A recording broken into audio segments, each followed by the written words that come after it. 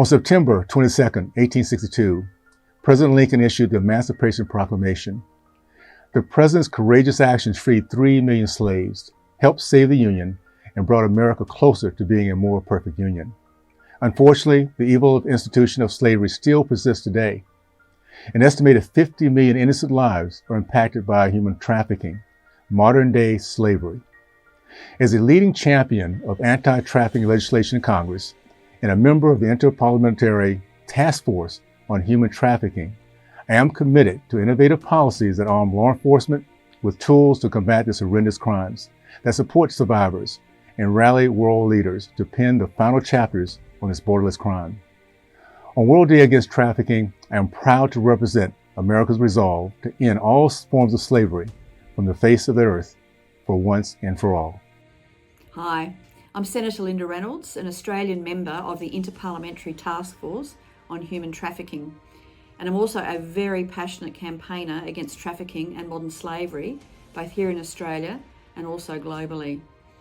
I'm very proud to have been the Minister responsible for delivering Australia's first Modern Slavery Act in 2018. And in more recent years, I've been focusing on preventing orphanage trafficking, an insidious 21st century form of the commodification and exploitation of millions of vulnerable children. So the theme for this year's World Day Against Trafficking in Persons, reach every person and leave no one behind, I think is particularly apt. It is well past time to reach out to all trafficked children in so-called orphanages and leave none of them behind. The first step is for us to raise awareness amongst our own donors and volunteers and encourage them that supporting families to stay together is far better than supporting children in institutional care in places that are called orphanages. We also have a responsibility to support programs that reunite children who are currently living in group homes and reunite them either with their own families or in other family-based care.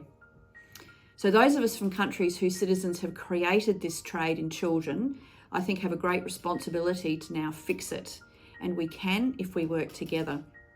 So for many years, trafficking has been addressed by tackling what's called the 3 Ps. That's prosecution, prevention, and also protection. These, however, are not enough.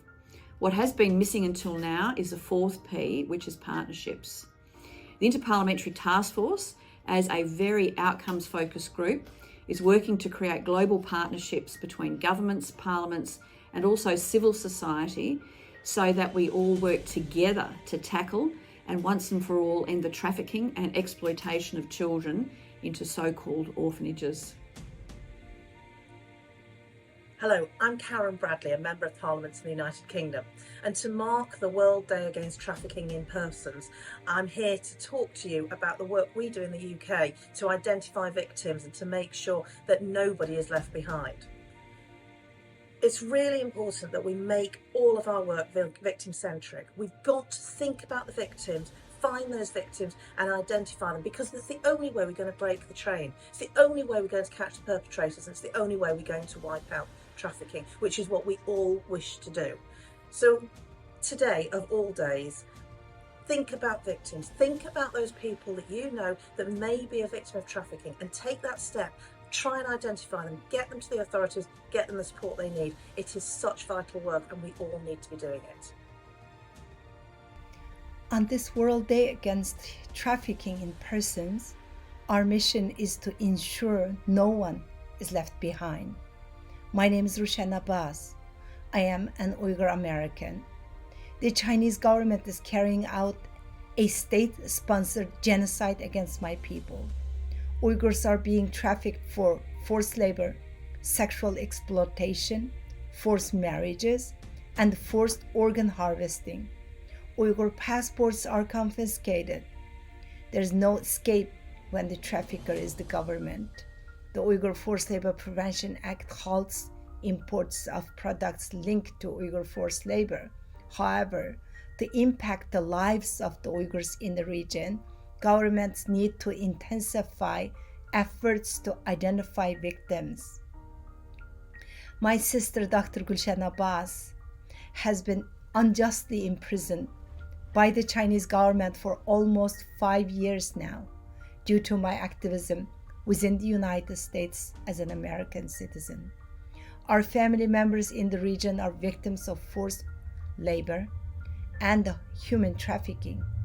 Governments must advocate for the release of my sister and the family members of their constituents. Globalization makes all of us complicit in the horrors of trafficking and exploitation. Let us not forget the countless Uyghurs silently suffering.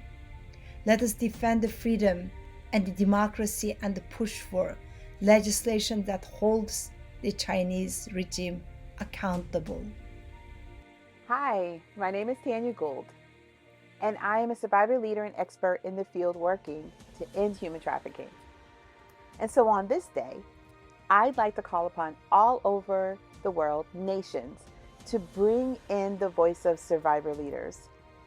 Trust our experiences, trust what we've gone through, and know that we desire that no other human being should suffer the way we have. Bring us into the policy tables by creating survivor advisory councils. Bring us into your programming spaces and also into your prevention efforts.